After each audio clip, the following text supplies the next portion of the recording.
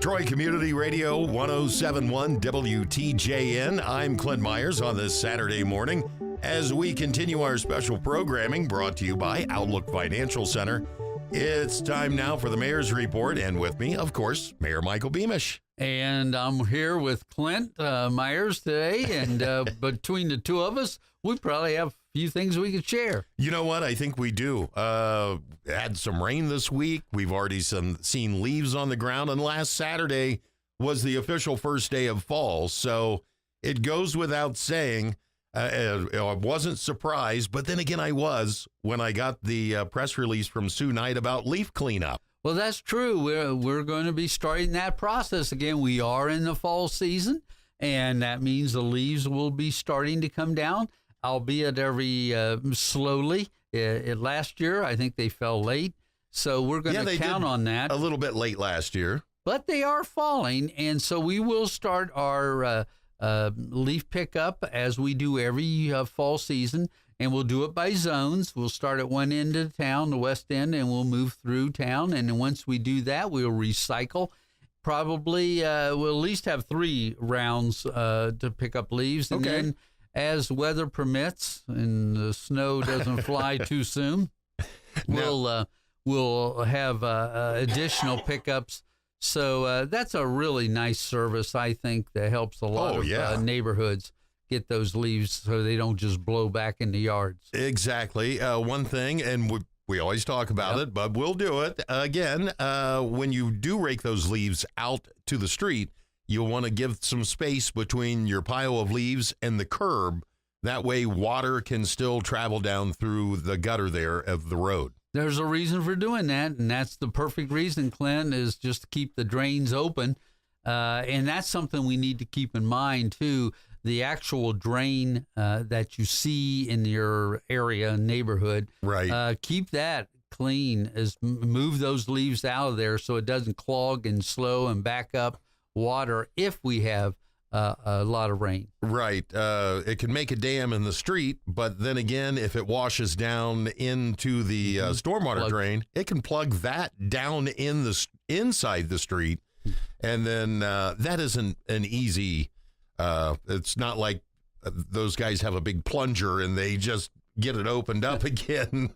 It's actually going in there and getting those out. Those grates are pretty heavy, too, to lift up. to get down in there. But we'll have Jerry Mullins. Jerry Mullins, our street foreman, he's come on the show many times, and especially during the fall season when those leaves start to fall, it'll be good to have Jerry come and talk about some of those features that neighborhoods could help, residents can help, and then our street crews can do their job more efficiently. And now folks do a lot of flower bed cleaning out this time of year, and this is a good time to keep in mind to pick up your tea bags. That way you can drop all of that that you get out of your flower beds, and an easy way for the guys to pick them up. And let's mention that now we have the service. You can have any tea bags as long as they're biodegradable.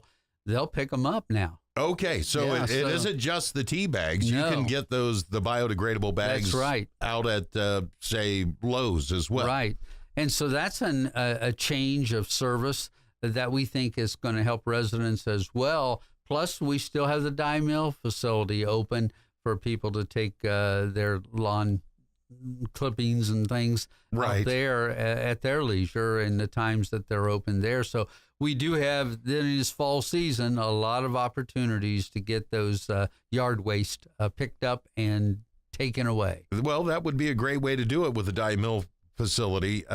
In case somebody doesn't want to put the leaves out in front of their house, load them in the back of your truck. You can take them over there. Absolutely. You just have to be a citizen of Troy. Fall's a fun time. Fall is a fun time. It's a fun time. Well, you and I will be out raking with Jerry at one point. I think we'll do that again. That's always been a nice opportunity for all of us to gather and do a remote, show people what the city does and what we can do to help the city. Absolutely. Pink Ribbon Girls are going to be downtown here soon. Not too many weeks away, but in preparation for that, I'd like to put a plug, if I can, Clint, the mayor's prayer and praise breakfast that is coming up. It'll be our 36th annual. It's going to be at the Presbyterian Church. It'll be on October 13th. You can still get your tickets. You can get them in the city. You can get them at Presbyterian Church. But the keynote speaker is somebody you mentioned about the Pink Ribbon Girls. It'll be Heather Salazar, and she is the CEO and president of the Pink Ribbon Girls movement. And she'll be speaking, telling her story. She's been on national TV, and she's going to be here. That we try to have that prayer breakfast early in the morning. We'll have 9:30 or 9 o'clock, excuse me, and we always finish at 10:30. So if people have plans, they can make those plans and still attend. I think it would be wonderful to have a great turnout. And that is in preparation for that next Friday on October 19th. We will have a big event downtown. It'll have a walk, a run event, but there'll be booths set up, obviously all about pink ribbon events and cancer awareness. All right. Well, we'll look forward to that as well. And while we're thinking of fall being here, today, by the way, is the last farmers market. It is. We always go through September, so we hope everybody has enjoyed that opportunity to come downtown, see the produce, the things that people in our own Miami County prepare for us and bring down. And yes, the last one will be today. So take advantage of that for sure. You can get down there and get your pumpkins, and I'm sure they've got the mums, and if Our Daily Bread's down there, you can get some of those delicious cinnamon rolls too. That's right. And the UD River Stewards are going to make another attempt at their trip over to Treasure Island. Well, they really do like the looks and the atmosphere and obviously the river. So the UD, University of Dayton students are river stewards, and they come from different walks of life, different professions that they're looking at graduating with, but they come together with an appreciation for environment and river, and they like coming to Troy. They like going to Treasure Island, and so they're hoping that today will be one of those days when they can come up and have a little picnic, a little maybe a fireside chat. I was going to say, I thought they were doing a campfire. That's right. That they applied for that. And then take a little time to get on the river and enjoy the ambiance of the Great Miami River. So we're hoping that this evening, they will be here and they will enjoy. All right. Look forward to hearing about their good time that they have while they're spending time in Troy down at Treasure Island and taking advantage of all the amenities we have. I mean, who wouldn't like coming to Troy? Well, we think we offer a lot. And you've heard me say this.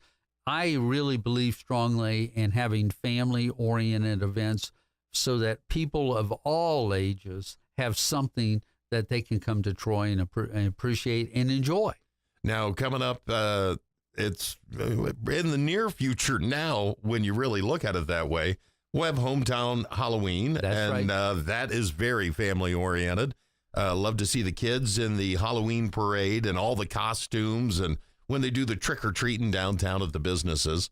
Always a big turnout for that. And then the next biggie will be the Grand Illumination.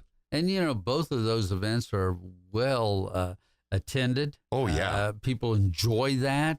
Two different types of events, but they're very holiday-oriented, spirited events. For sure. See, they've been working on the fountain in downtown Troy. Yes.